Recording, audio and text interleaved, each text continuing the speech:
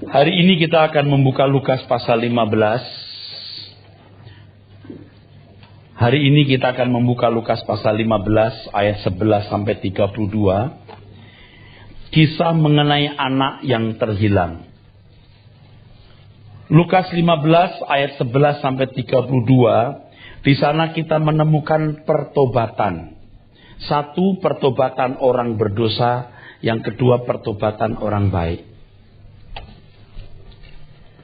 Yang pertama, pertobatan orang berdosa. Yang kedua, pertobatan orang baik. Saya beri tanda kutip, maksud saya adalah agar bisa membedakan pengertian baik dan berdosa secara benar. Ya, kalau tanda kutip ini menunjukkan sesuatu yang harus dimengerti dengan pikiran khusus. Di Lukas pasal 15 ayat 11 sampai 32 itu kita menemukan kisah mengenai anak bungsu yang minta harta warisan. Ini menunjukkan bahwa si bungsu tidak mencintai orang tuanya. Ya, ia lebih mencintai harta daripada orang tuanya. Bisa jadi ia mengharapkan orang tuanya mati segera, tetapi karena tidak meninggal segera, maka ia paksakan diri untuk menerima warisan sebelum waktunya. Ini jahat. Di dalam Alkitab kita menemukan bahwa uang itu dihabiskan ya dengan pelacur-pelacur. Benar-benar bejat. Makanya saya beri tanda kutip sebagai orang berdosa. Benar-benar bejat. Orang-orang seperti ini tidak ada di dalam gereja. Ya. Ia ada di dugem. Ia ada di diskotik-diskotik yang menyediakan perempuan-perempuan yang bisa menemani tidur. Orang berdosa. Tetapi kita juga melihat di sini pertobatan orang baik. Tapi ternyata di dalam kisah ini tidak ada orang baik yang bertobat. Dalam hal ini diwakili oleh si sulung. Biasanya fokus seseorang, maksud saya fokus banyak orang, fokus gereja, fokus pendeta, hanya tertuju kepada pertobatan si bungsu. Fokusnya tertuju hanya kepada orang bungsu. Maksud saya anak bungsu yang jahat lalu berbalik. Tetapi jarang sungguh-sungguh melihat si sulung. Yang ternyata juga perlu pertobatan. Ini pertobatan orang baik.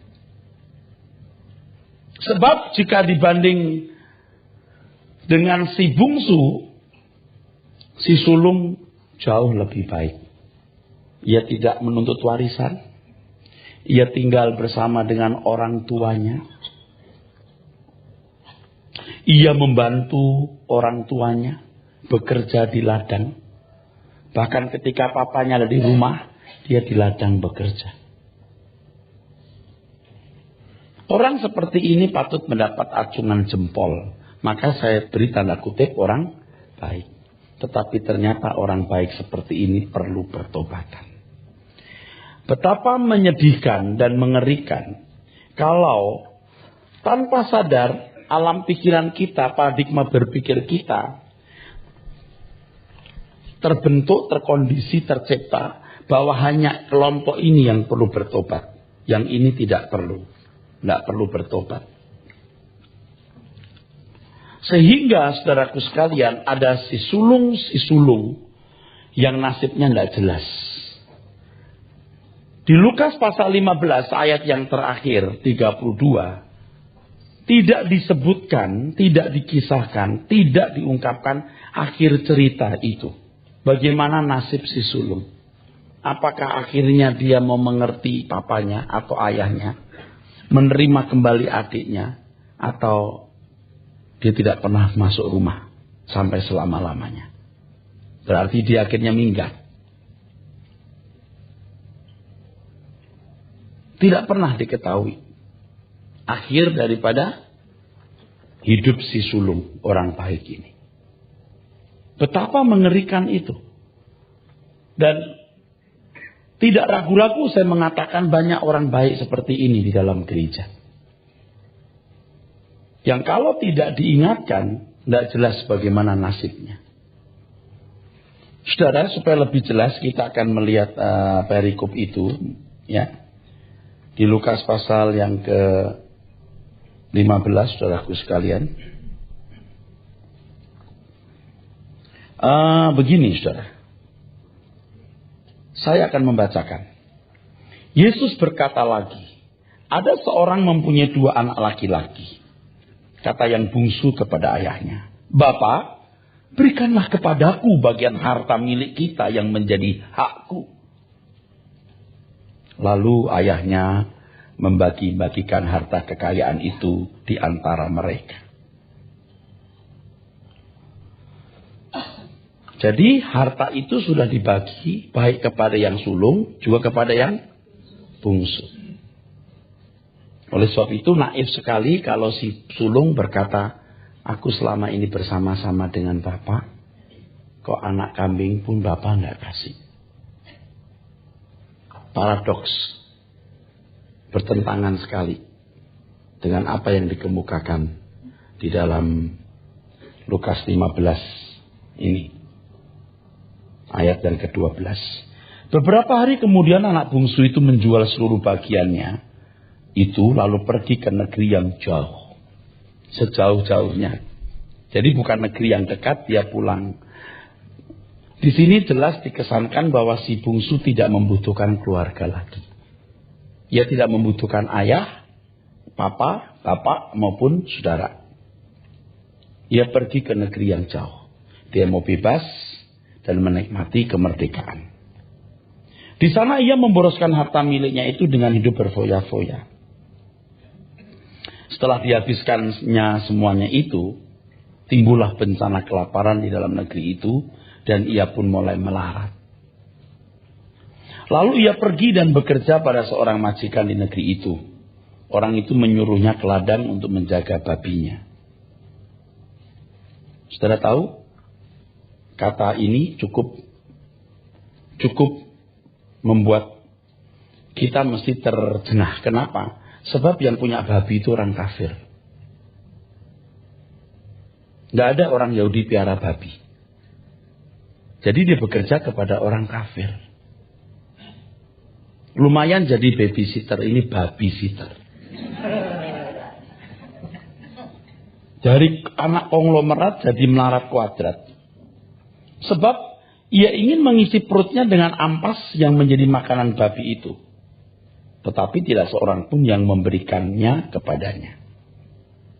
Lalu ia menyadari keadaannya, katanya betapa banyaknya orang upahan Bapakku yang berlimpah-limpah makanannya, tetapi aku di sini mati kelaparan. Aku akan bangkit dan pergi kepada Bapakku dan berkata kepadanya, Bapa, aku telah berdosa terhadap surga dan terhadap Bapa. Aku tidak layak lagi disebutkan anak Bapa. Jadikanlah aku sebagai salah satu seorang upahan Bapa. Sebenarnya pertobatan si bungsu ini pertobatan yang sangat berkualitas. Dan pertobatan jenis ini harus saya khotbahkan nanti. Tapi saya belum tergerak mengkhotbahkan ini. Saya mengkhotbahkan pertobatan yang seharusnya terjadi pada orang baik. Pertobatan yang dimiliki oleh si bungsu ini, apakah telah kita miliki? Aku tidak layak jadi anak Bapa, aku jadi orang upahan saja. Wah, ini luar biasa. Satu kali mesti harus saya jelaskan. Pertobatan yang sejati akan melahirkan perasaan itu. Akan melahirkan perasaan itu. Maka bangkitlah ia dan pergi kepada bapaknya. Ketika ia masih jauh, ayahnya telah melihatnya. Lalu tergeraklah hatinya oleh belas kasihan. Ayahnya itu berlari mendapatkan dia, lalu merangkul dan mencium dia. Jelas bahwa papanya menantikan kepulangan anak itu. Ya, dia tidak berkata, anak durhaka, anak sialan. Saya tidak lagi harapkan kamu balik. Jangan saya lihat mukamu lagi. Enggak. Bukan begitu. Ya. Ketika kata anak itu kepadanya, "Bapa, aku telah berdosa terhadap surga dan terhadap Bapa. Aku tidak layak lagi disebutkan anak Bapa." Ya. Nanti satu kali kita akan bahas mengapa dia berkata terhadap surga. Tuhan Yesus itu teliti sekali. Teliti sekali. Ya. Dan Injil ini ditulis walaupun beberapa belas tahun kemudian tetap diingat kata-kata penting yang pernah yang mulia Tuhan kita Yesus Kristus kemukakan. Tetapi ayah itu berkata kepada hamba-hambanya, "Lekaslah, bawa kemari jubah yang terbaik. Pakaikanlah itu kepadanya dan kenakanlah cincin pada jarinya dan sepatu pada kakinya." Ia tetap berstatus sebagai anak. Papanya tidak mengatakan apa-apa, dia bertindak. Dan tindakan inilah bahasa dari ayah yang menyambut kepulangan anaknya. "Dan ambillah anak lembu tambun itu, sembelihlah dia, dan marilah kita makan dan bersukacita. Sebab anakku ini telah mati dan menjadi hidup kembali. Ia telah hilang dan didapat kembali. Maka mulailah mereka bersukaria." Ada satu pertanyaan yang muncul di hati saya yang saya tidak berani menjelaskan, takut lebay atau mengada-ada. Kenapa si ayah tidak langsung panggil anaknya, si sulung? Ajak dia pulang dulu lalu kita bersukaria. Bagaimanapun harus hadir kokonya, atau abangnya, atau kakaknya ini. Atau Tuhan Yesus anggap itu tidak perlu. Atau mau dikesankan kepada kita, sebenarnya ayahnya juga tahu bahwa si sulung belum tentu welcome. Bukan tidak mungkin hari-hari di mana anak itu pergi, anak si bungsu pergi, si sulung sudah punya sumpah serapah. Sudah punya sumpah serapah. Bukan tidak mungkin karena mereka hidup bersama. Tetapi anaknya yang sulung berada di ladang. Dan ketika ia pulang dan dekat ke rumah, ia mendengar bunyi seruling dan nyanyian tari-tarian. Jadi sudah berlangsung pesta itu. Bukan akan dipersiapkan, sudah berlangsung. Lalu ia memanggil salah seorang hamba dan bertanya kepadanya, "Apa arti semuanya itu?" Tidak pernah begini. Tidak sehari-harinya. Tumben. Si sulung cukup cerdas dan cukup hati-hati. Tidak gerubah-gerub masuk rumah, ada apa sih? Itu rumahnya. Dia bisa lihat sendiri. Jawab hamba itu, "Adikmu telah kembali dan ayahmu telah menyembelih anak lembu tambun. Karena ia mendapatkannya kembali dengan sehat."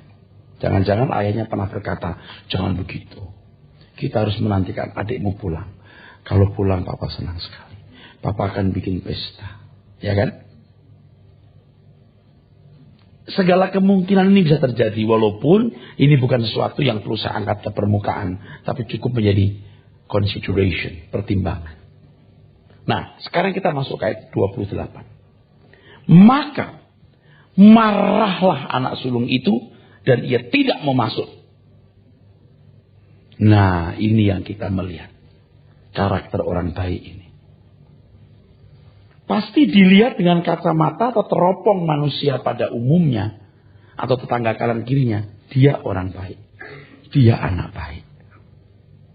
Mungkin tetangganya berkata, "Aduh, punya anak seperti itu syukur banget ya. Nggak seperti si bungsu. Ya, kalau dibandingkan dengan si bungsu jauh sekali, saudaraku." Tapi kita lihat sekarang isi sesungguhnya dari si sulung. Ia marah. Hal ini menunjukkan bahwa ia merasa berat perasaannya dilayani. Anda bisa nangkep maksud saya? Dia merasa berat perasaannya dilayani. Atau kalimat lain, dia berat punya perasaan. Nah, kalimat ini mungkin nggak disukai, tapi saya lebih senang sebenarnya. Dia berat punya perasaan. Mau senang, mau susah, mau marah, mau tidak marah, dia berat. Ini sama dengan kita ya. Terus terang ya, saya persiapan khotbah ini saya malu. Nilai saya rendah di sini. Saya gemeter, saudara. Saya gemeter ini. kita sering merasa berat, punya perasaan. Padahal kalau kita telah ditebus oleh darah Tuhan Yesus, bahwa kita bukan milik kita sendiri, mestinya kita tidak berat, punya perasaan. Jiwa kita harus jadi bejana untuk menyalurkan perasaan Tuhan. Kelas orang percaya itu di sini. Mumpung kita masih punya kesempatan bertobat dan berubah, ayo kita kejar ketinggalan kita. Saya katakan saya gemetar. Sungguh, kita sering gagal di sini. Aku mau marah. Aku punya alasan untuk marah. Betul. Tapi apakah Tuhan marah? Mau marah? Walaupun Anda punya alasan untuk marah, kalau Tuhan tidak marah, Anda nggak boleh marah loh. Kalau nggak mau terima ya terserah. Nah, di sini ketepatan atau akurasi tindakan kita memang berbeda-beda. Nanti kita akan belajar, ya. Orang harus betul-betul mengerti pikiran perasaan Tuhan. Aku suka, Tuhan suka. Maksud saya adalah apa yang Tuhan suka itu yang aku suka. Apa yang Tuhan tidak suka, aku juga tidak suka. Jadi apa yang aku ingin orang perbuat kepadaku, kubuat untuk orang lain. Dasarnya, ukurannya, yang aku suka itu Tuhan suka. Bukan apa yang aku mau. Bukan aku tahu apa yang aku mau. Tapi aku tahu apa yang Tuhan mau. Mumpung masih ada kesempatan Bapak Ibu. Saya merasa nilai saya rendah di sini. Tapi saya bersyukur karena saya masih punya kesempatan untuk berubah. Aku marah. Aku marah ini. Aku punya alasan untuk marah. Tidak bisa. Tidak marah. Hitung. Saya mesti marah. Tapi kita sering tidak menghitung. Tuhan marah tidak? Bersyukur. Sebelum kita punya jantung berhenti berdetak. Sebelum nadi kita berhenti berdenyut. Kita sudah diingatkan Tuhan. Apalagi kalau orang-orang pinter. Punya jabatan. Tinggi. Cerdas. Ngomongnya juga pinter. Itu punya 1001 alasan membela dirinya. Membela ucapannya. Membela tindakannya. Masalahnya adalah. Apakah kita pantas berbuat itu. Sebab. Segenap hidup kita telah dimiliki Tuhan. Termasuk perasaan. Ini sekolah yang paling sulit, saudaraku. Pertobatan orang baik ini lebih berat. Dari mabok menjadi tidak pemabok itu masih gampang. Mabok terus ginjalmu rusak, itu takut mati kok. Hidup dalam dunia prostitusi, memalukan tetangga, bisa kena HIV. Pulang dilempari batu istri anak-anak. Itu untuk pertobatan dari hal itu mudah. Atau lebih mudah. Tapi yang ini lebih sulit. Ini lebih sulit. Semua kita masih harus belajar. Sehebat apapun Anda. Pendeta sehebat apapun. Makanya ya, saya ingatkan yang banyak belajar teologi sebelumnya. Jangan berkata, saya sudah tahu. Saya dengar ada seorang yang diberkati lewat suara kebenaran. Dia mengajak temannya pendeta. Yuk ikut yuk suara kebenaran. Allah sudah tahu dia mau ngomong apa. Kalau saya ketemu dia saya mau kasih tahu. Saya aja belum tahu. Saya aja nggak tahu. Saya tahu setelah diproses Tuhan dari waktu ke waktu. Banyak orang beragama santun dan beretika. Tapi perasaannya belum disalibkan. Di dalamnya termasuk harga diri. Tetap perlu tempat untuk dihormati, ya. Ada tempat untuk dihormati. Kalau orang mau bertobat sungguh-sungguh, dia tidak boleh punya tempat. Tempatnya hanya satu. Pengen tahu? Salib. Di luar salib, you sesat. Di luar salib, you sesat. Ngomong begini gampang, prakteknya yang angel. Ya lagi di mimbar begini, nanti kalau turun ke bawah, diperlakukan sedikit kurang pantas, lu tahu siapa gua? Atau mungkin nggak ngomong di dalam hati aja. Swag itu orang. Tuh. Termasuk mendapatkan kesenangan-kesenangan. Nah, orang-orang seperti ini, sorry, kualitas pujian penyembahannya rendah. Biar vokalnya bagus, pitch nadanya tepat, rendah. Biar teknis menyembahnya bagus, tetap rendah. Tetap rendah. Nah, kalau sudah belajar begini, Anda bisa melihat orang-orang yang kelihatannya begitu intim dengan Tuhan. Enggak. Itu semua tonil. Tahu tonil? Sandiwara.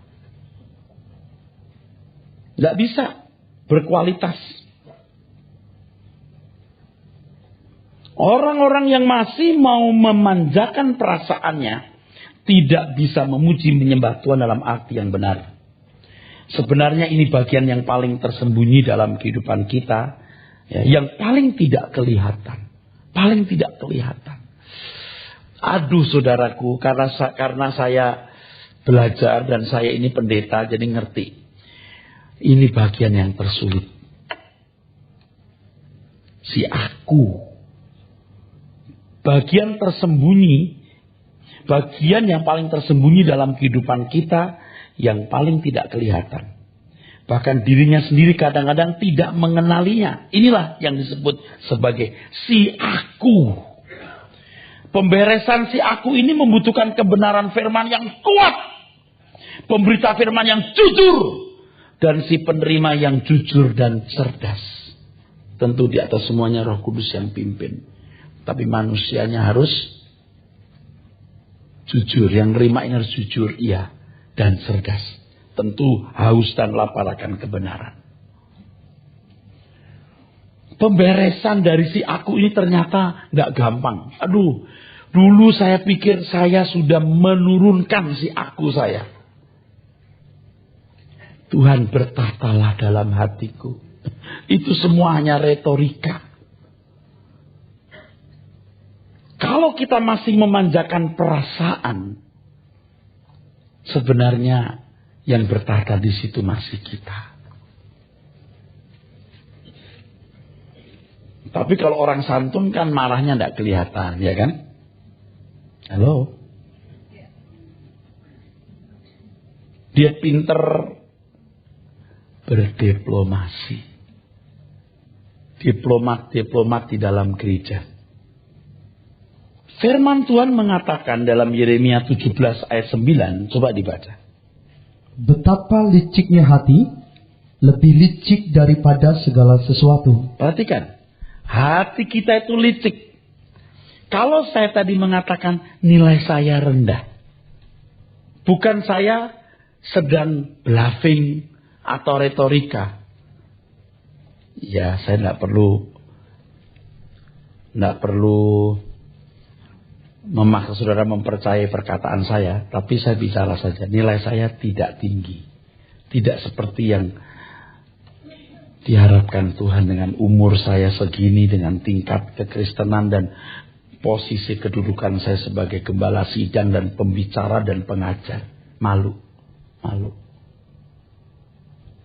Saya sering marah dan punya alasan. Atau sakit hati atau kecewa. Diam tapi kecewa. Nggak ngomong, tapi hati saya marah. Makanya ya orang pinter kan pinter diplomasi kan. Dengan umur sekian kita juga sudah biasa diplomasi, keramat tamahan yang dibuat-buat dan seterusnya. Tapi saya mau kasih tahu, Anda mau percaya mau tidak, nilai saya rendah. Saya bersyukur kalau saya diingatkan Tuhan sebelum jantung saya berhenti berdetak. Hati itu licik. Lebih licik dari segala sesuatu. Kalau kita tidak jujur betul, kita tidak kenali. Terus? Hatinya sudah membatu. Ya. Siapakah yang dapat mengetahuinya? Ya, membatu itu anas. Dalam bahasa aslinya anas. Anas. Incurable. Incurable artinya penyakit yang tidak dapat diobati. Dalam bahasa Inggrisnya. Ini Anda kalau lihat dictionary-nya, terjemahannya itu. Nggak saya karang. Membatu itu ya anash, incurable, penyakit yang tak dapat disembuhkan, tak dapat diobati. Hatinya sudah membatu. Ini kalau di patologi ini serosis. Serosis sudah mengeras. Makanya kalau orang menunda bertobat, menunda punya komitmen, dia pikir tidak bahaya. Sementara dia menunda pertobatan itu, hatinya dibuat membatu oleh iblis. Nih, dengar baik-baik. Nih, kan berjalan ini kan masih jalannya di dunia nih. Duniawi saya, iya. Kalau mati sih kayaknya nggak yakin ya masuk surga, nggak yakin. Tapi saya lompat ntar mau lompat. Nanti kalau belum mati aku lompat. Aku nggak bermaksud mau di sini terus. Siapa sih yang masuk neraka? Siapa sih yang mau masuk neraka? Tapi dia dibuat gemuk, dibuat sampai lumpuh, sampai tidak bisa lompat. Nah, iblis itu begitu. Makanya harus lompat dulu, punya komitmen dulu. Aku mau mencintai Engkau Tuhan, aku pilih surga Tuhan, hidupku bagimu Tuhan, tidak ada yang kusisakan untuk diriku sendiri Tuhan, semua milikmu. Walaupun prakteknya belum bisa. Kan orang harus bilang, aku mau sekolah, nggak langsung sarjana kan? SD dulu, SMP, SMA, tapi mau sekolah dulu. Beberapa saudara kan ada yang suka dialog sama saya, Pak, kok saya jelek banget ya watak saya, Pak? Bagus. Berarti dia lagi sekolah. Besok lagi, Pak, rasanya sini jelek banget. Bagus. Itu lagi sekolah namanya. Tapi kalau saya nggak bilang saya jelek, ya udah, lu mati. Udah bagus loh. Jadi kalau masih bilang, saya jelek amat sih wataknya, bagus. Tuhan cari orang-orang berdosa seperti ini. Orang baik yang merasa berdosa. Orang berdosa merasa berdosa, ya iyalah. Tapi orang baik merasa baik, itu yang celaka. Yang benar orang baik merasa berdosa.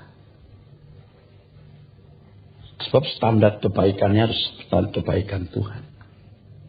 Jangan sampai serosis. Nanti saya lompat, saya nggak mau masuk neraka, saya tidak akan mengkhianati Tuhan. Siapa sih yang mau mengkhianati Tuhan? Hah? Tapi Anda nggak lompat-lompat. Wah, kalau Pak Era hebat, kalau kita sih belum kayak Pak Era masih jauh. Ya udah, jauh terus. Saya saja tidak merasa sempurna, saudara. Lompatlah. Walaupun terkesan itu omong besar, tapi lompatlah. Lompatlah. Kalau Anda terus belajar punya komitmen tiap hari itu, wah, itu kolesterol jiwamu akan diluruhkan dan Tuhan turut bekerja dalam segala hal mendatangkan kebaikan. Komitmen. Waktu masih muda saya nyanyi lagu ini, apa saudara pikir kita sudah bisa melakukannya? Belum bisa melakukannya. Terindah dalam hidup telah aku tinggalkan, terkasih dalamku telah ku lepaskan. Belum. Ngomong doang, prakteknya belum. Tapi saya punya komitmen. Saya punya komitmen. Saya mau jadi sarjana. Nggak langsung jadi sarjana. Sekolah dulu. Jangan saya berkata, mana bisa. Daripada janji-janji nanti nggak dipenuhi. Belum, ntar aja. Tuh, setan tuh bikin begitu tuh. Daripada janji-janji nggak dipenuhi. Kecuali Anda memang mau mempermainkan Tuhan, pura-pura berjanji. Nah, itu yang salah. Serius, walaupun untuk memenuhinya perlu waktu. Percaya kalau Anda tidak segera mengambil keputusan, Anda tidak akan pernah jadi orang benar di mata Tuhan. Sampai Anda merasa benar, padahal nggak benar. Waduh, itu udah berat-berat bener dah. Sampai tingkat tertentu dalam kebodohan Anda merasa benar padahal tidak benar. Wah, itu sudah susah. Ngajar orang begini sudah susah. Bener-bener sudah susah. Dan saya sudah ketemu orang-orang kayak begitu. Hidup ini singkat. Yang lain bisa ditunda. Tapi nasib kekal, keberadaan kekal kita nggak bisa ditunda. Nunggu ngegelitak di ruang ICU. Kenapa? Dia dekat dengan papanya tapi hatinya membatu. Loh, yang salah siapa? Kalau dijawab kita bisa bilang, wah ini bapaknya nggak bener nih. Punya anak kok kayak begitu. Betul nggak? Betul nggak? Yudas kok bisa masih mata duitan dan begitu keji? Apa kurang dididik? Nggak bisa digarami. Nah, saudara, mengapa? Sebab ia tidak belajar hati Bapa. Banyak orang beragama seperti ini. Orang-orang Yahudi sebagai contohnya. Tidak belajar hati Bapa. Jadi saya ngerti kenapa kalau Tuhan sampai berkata, jika orang tidak setia tidak benar dalam hal yang momon, tidak jujur, siapa yang mempercayakan kebenaran? Emang dasarnya kamu tidak mau benar. Gimana Tuhan kalau saya mencintai dunia sedikit aja, tapi aku juga masih bisa benar? Tidak bisa. Ingat, tidak mengabdi sepenuhnya berarti tidak mengabdi. Harus holos segenap. Aduh, rasanya berat Pak. Punya komitmen dulu. Punya komitmen dulu.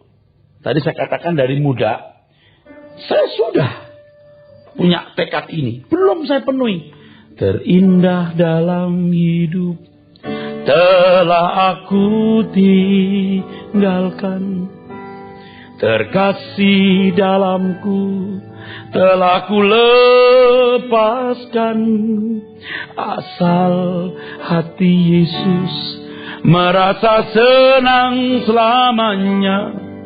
Karena aku tahu apa arti hidupku. Padahal setelah itu saya masih duniawi juga.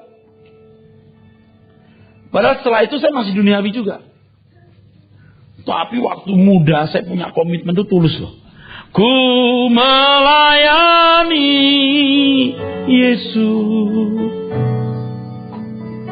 Itu terlebih dari semua. Ku melayani Yesus. Itu terlebih dari semua. Omong gede itu. Saya sudah punya komitmen. Walaupun setengah abad lewat atau 30 tahun, 35 tahun kemudian baru, oh begitu ya artinya melayani. Begitu loh. Tapi saudara dinabobokan jadi jemaat. Kita kan jemaat biasa. Nggak usah ekstrim-ekstrim lah. Tuhan berkata kamu tidak bisa mengabdi kepada dua Tuhan. Artinya kamu harus mencintai salah satu secara ekstrim. Nggak apa-apa. Anak-anak muda hari ini saya khawatir jarang yang sungguh-sungguh punya komitmen begitu. Khotbah-khotbahnya pun juga diukur. Khotbah-khotbahnya pun juga tidak mendarat betul. Disesuaikan dengan semangat zaman. Yang penting menjaga anak dan sampai keluar dari gereja. Kalau cuma begitu akan keluar pada waktunya lepas juga. Kasih firman yang murni. Kasih firman yang benar. Tapi papanya orang tersinggung. Iya terserah sih itu tersinggung atau enggak. Urusan apa saya sama kamu? Urusanku cuma menyampaikan kebenaran. Tapi jangan kasar-kasar. Kalau kamu lihat neraka, kamu akan harapkan saya berkata lebih kasar dari ini. Tapi pakai cara lain, saya berusaha sesopan-sopannya. Manusia yang bengal, keras kepala, kadang-kadang mesti dihentak dengan kata-kata yang membuat orang mesti terjaga, saudara. Kita lihat sikap si sulung. Tidak masuk rumah. Itu hamba-hambanya kan memandang apa nanti terhadap papanya. Ia tidak memiliki sikap hormat yang seharusnya. Kalau orang masih memanjakan perasaan, dia tidak bisa menghormati Tuhan sepantasnya.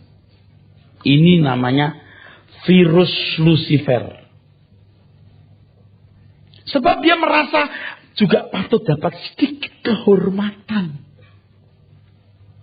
Dan itu penyakit virus Lucifer itu, jangan saudara pikir tidak ada dalam diri pendeta. Kayak saya ini masih ada virus-virusnya, sekali-kali muncul itu. Dalam kondisi tertentu bisa muncul itu virus dalam diri saya loh. Saya juga patut dong dihormati. Aku kan gak seperti pendeta kebanyakan. Aku tulus melayani. Aku bersih loh. Aku tulus melayani. Aku patut dong sedikit dihargai gitu. Coba apa gak virus Lucifer itu? Tapi kalau virusnya Tuhan Yesus, segala hormat bagi Allah Bapa. Segala sesuatu dari Dia, oleh Dia, dan bagi Dia. Kalaupun kita terhormat, please silakan menghormati aku. Kalau enggak, tidak aku tuntut. Iblis itu licik banget. Kamu kan melayani dengan baik. Kamu khotbahnya juga bener kok. Kamu itu berani banget kalau khotbah. Kamu mau jagoan. Coba mau kemana akhirnya? Aku punya harga dan nilai. Coba segitu liciknya hati kita. Maka tadi saya bilang nilai saya rendah. Nilai saya rendah. Ya saya bersyukur masih bisa sadar. Sadar begini aja belum tentu saya besok bisa melakukan dengan baik hari-hari ke depan. Harus latihan terus. Sampai berkata, I am nothing. Wah itu bukan main-main. Kalau kita sering dengar orang berkata, I am nothing, I am nothing. Gampang apa? Nggak gampang itu I am nothing itu. Kalau Anda anggap gampang terserah. Mungkin saya harus berkata tidak. Tapi saya mau melakukan. Saya mau belajar. Ingat ya, kalau sampai Anda tidak sadar Anda salah. Tidak tahu kalau dirinya salah. Wah itu harus diperbaiki. Kepahitannya disimpan, dendamnya disimpan, bencinya. Nah, itu semua memanjakan perasaan. Bapak memaafkan orang ini enggak Pak? Dari perkataannya. Saya tidak hanya memaafkan, saya melupakan. Saya anggap enggak pernah terjadi hal itu. Dia juga tidak merencanakan melukai saya. Kalau ada orang pernah melukai saya, dia pasti dari kecil enggak cita-cita lagi. Nanti saya kalau punya gembala sidang, aku lukai. Enggak. Aku akan jahati dia. Enggak. Jangan ikut mensukseskan program iblis. Betul saudara? Kalau misalnya ada orang nih nginjek kaki Anda, nggak sengaja kan? Ya udah nggak sengaja. Seandainya sengaja pun dia pasti tidak merencanakan mau berbuat begitu. Dari kekurangan, kelemahan, ketidakdewasaannya dia berbuat kesalahan. Ya udah kita terima deh. Wah ini nggak gampang. Saudara. Tapi kalau kita sudah mau menghadap Tuhan, kita tidak mau bertobat, wah bahaya. Pertobatan orang? Baik. Coba kalau saudara lihat, dengar khotbah saya seperti ini, Anda akan berkata, Pak Eras pun perlu bertobat. Betul nggak? Betul nggak saudara? Loh kok yang betul bilang sedikit. Pak Eras perlu bertobat, kalau saya tidak perlu. Oke. Selamat jalan. Kita nggak ketemu pasti nanti ya.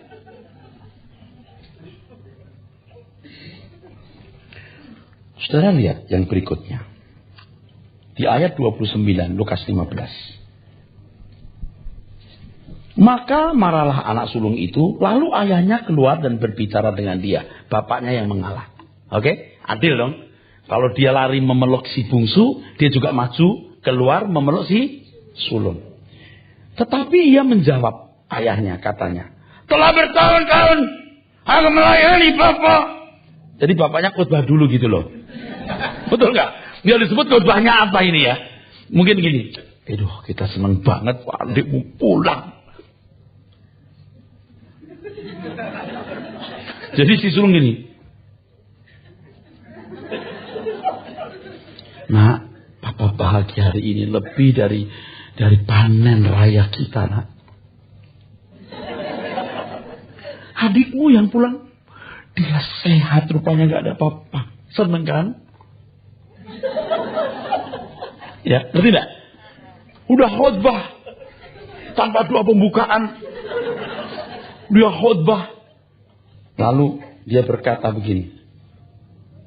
Telah bertahun-tahun aku melayani Bapak dan belum pernah aku melanggar perintah Bapak. Bagus. Tetapi kepada aku belum pernah Bapak memberikan seekor anak kambing. Anak kambing, bukan kambing, anaknya pun kagak. Si bungsu bertobat dipotongin apa? Lembu tambun. Udah lembu tambun, ini kambing, anaknya pun kagak. Ini marah sekali loh. Saya nggak lebay. Anda renungkan kata saya. Dia marah. Ia merasa dirinya benar dan tidak memiliki pelanggaran. Maka ia membandingkan dengan adiknya. Orang-orang seperti ini kesucian hidupnya diukur dengan peraturan lahiriah. Padahal kebenaran diukur dengan kepekaan terhadap kehendak Allah. The Lord is my law. The Lord is my law. Tuhan adalah hukumku. Mari katakan. Lebih tegas. Tuhan adalah. Lebih keras. Tuhan adalah hukumku. Apa yang dia suka, aku suka. Apa yang dia tidak suka, aku juga tidak suka. Dia ke kanan, aku ke kanan. Dia ke kiri, aku kiri. Dia turun, aku turun. Dia naik, aku naik. Gembala itu di depan dan domba di belakang. Ia tidak belajar hati Bapa. Maka ia tidak pernah mengenal dirinya dengan benar. Orang-orang seperti ini merasa pintar. Jangan sok. Jangan sok. Ingat ini, jangan sok. Harus rendah hati dan tetap mau belajar. Jangan berkata, umurku sudah segini banyak. Pengalamanku. Selamat jalan. Saya tidak mengatakan saya lebih pintar dari Anda. Enggak. Saya mau dipandang pintar atau bodoh, terserah. Saya harus belajar seperti yang tadi saya katakan. I am nothing. Tapi saya mau mengatakan ini supaya Anda selamat. Seperti Paidion, anak kecil yang mau bertobat dan berubah. Nurut. Orang-orang seperti ini merasa pintar padahal bodoh. Dan satu hal yang kita tangkap di sini, saudaraku sekalian. Ia tidak hidup dalam persahabatan dan sukacita bersama ayahnya.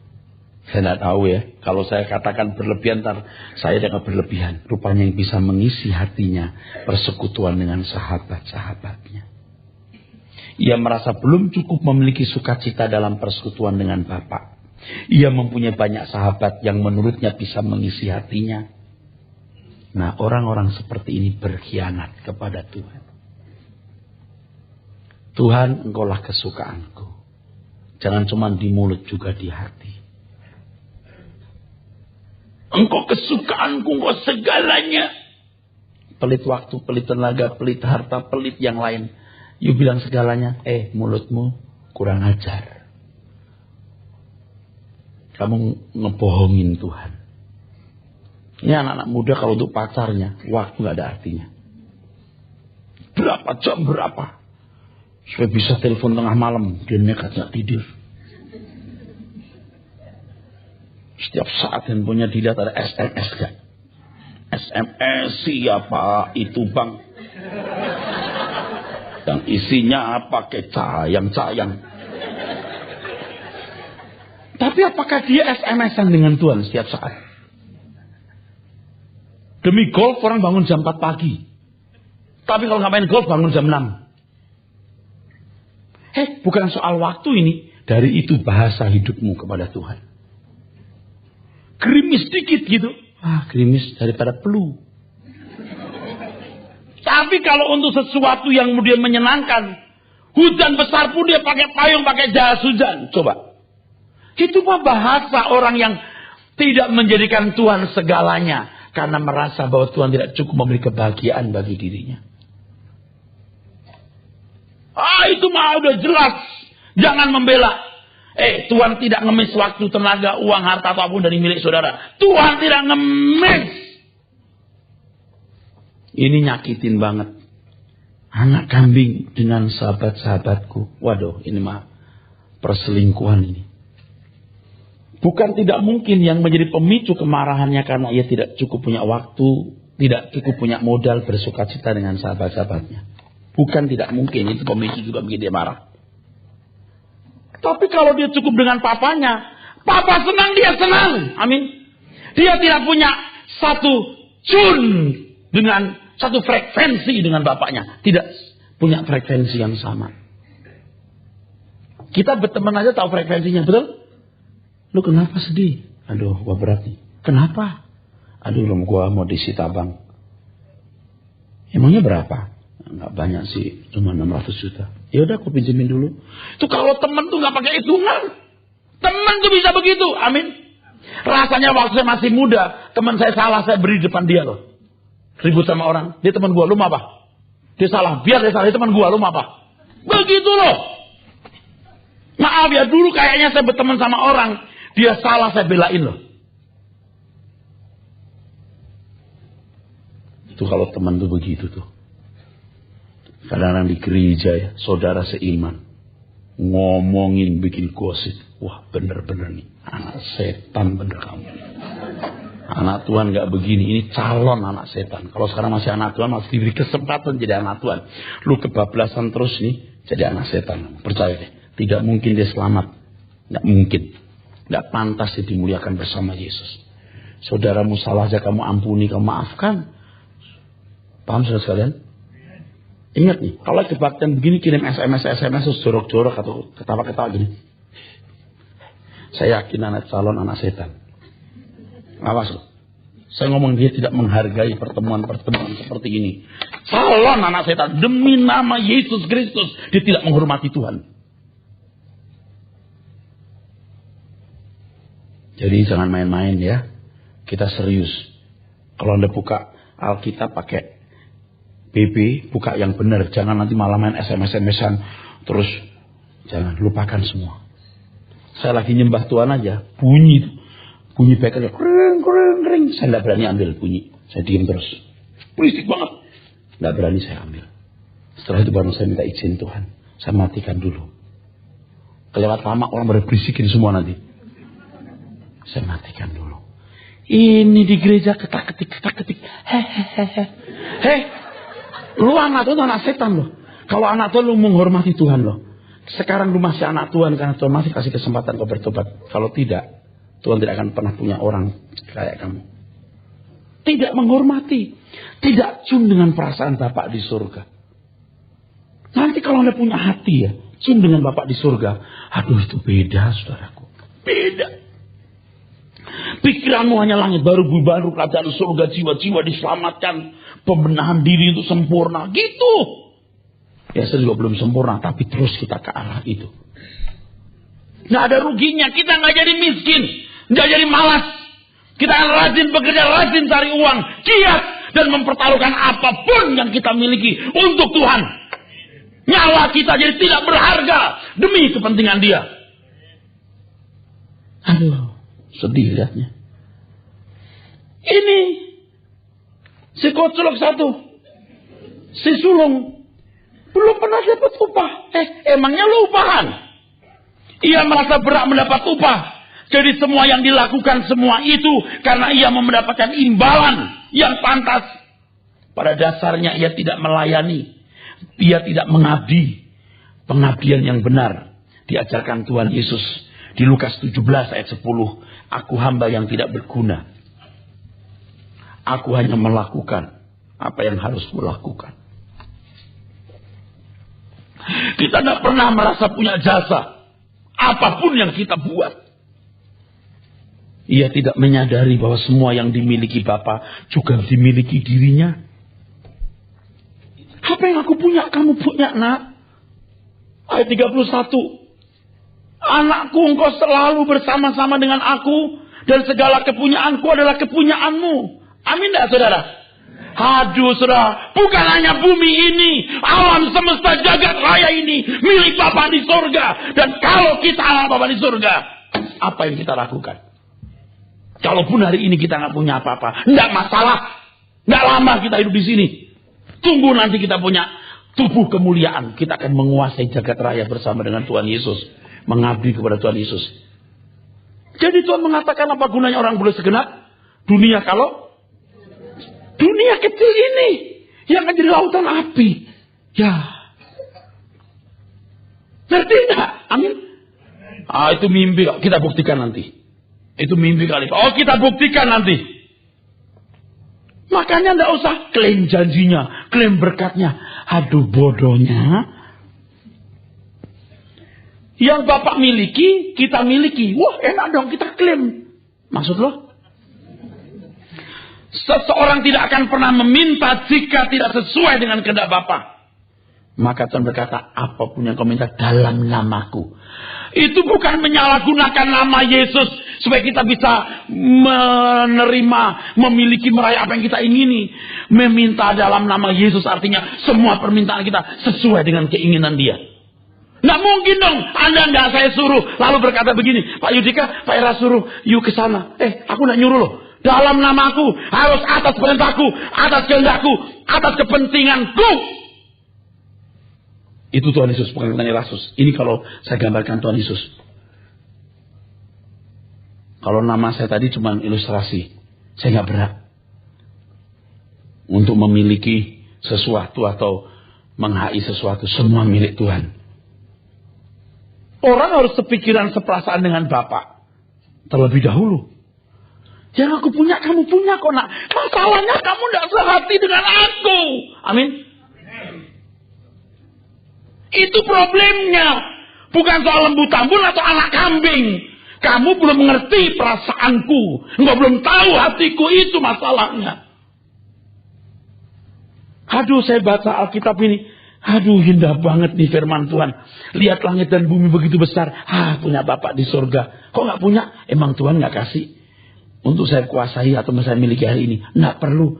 Kalau saya hari ini dapat uang 3 triliun, saya bisa mati binasa. Nggak usah 30 juta dolar Amerika aja. Bisa mati saya. Kalau belum waktunya saya dapat, bisa bahaya loh. Nggak usah. Kita mengalir saja. Mengalir saja. Amin. Nggak ada yang kita minta. Kalau itu bukan untuk kepentingan Tuhan. Orang percaya tidak akan meminta sesuatu bagi dirinya sendiri. Ia tidak merasa berat mengambil sesuatu untuk dirinya sendiri. Bahkan tidak berat memiliki dirinya sendiri. Nah, kalau saudara mengerti hal ini, Anda baru bisa diajak sepenanggungan dengan Tuhan. Sepenanggungan dengan Tuhan. Baru bisa menangis bersama dengan Yesus. Ini yang namanya, menurut Paulus, serupa dengan Dia dalam kematiannya. Wah, yang begini akan bersama-sama dengan Tuhan dalam kemuliaan. Amin.